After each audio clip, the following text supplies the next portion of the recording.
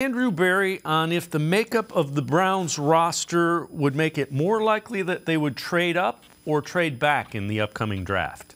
I think it's more situationally dependent on how the board falls, quite honestly, and then ultimately what's the acquisition cost to move up from 74 to the third pick in the draft, something like that. But I wouldn't say that there's a hard and fast rule, but generally speaking, because we look at the draft more through a long-term lens, we probably in general would be more apt to move back than necessarily move up. But I wouldn't say that we would be exclusively tied to that decision-making thought process.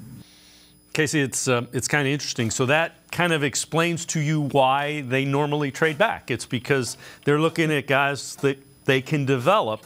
Having said that, if they see somebody they really like, JOK, they've shown they'll go up and get them.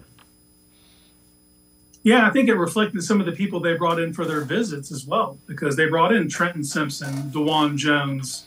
These guys aren't going to be there at 74. Jalen Hyatt, he's not going to be there at 74. Why'd they bring him in?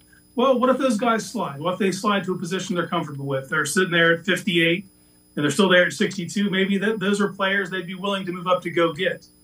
But one thing to keep in mind, and they're going to trade back at some point in this draft. They have to. They only have 4 picks next year, and they're not going to go into next year with 4 picks. They're going to accumulate assets in some way. So prepare yourselves for that. I don't think it would happen at 74, but the earlier they trade back, the more value they'll get in the long run. So it's going to come at some point.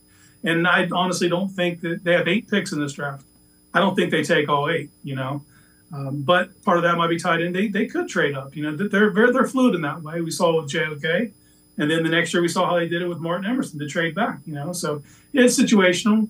Sometimes the board does wacky things. And if there's someone that still sitting there when they don't think they should be, I think they'll make the move up to go.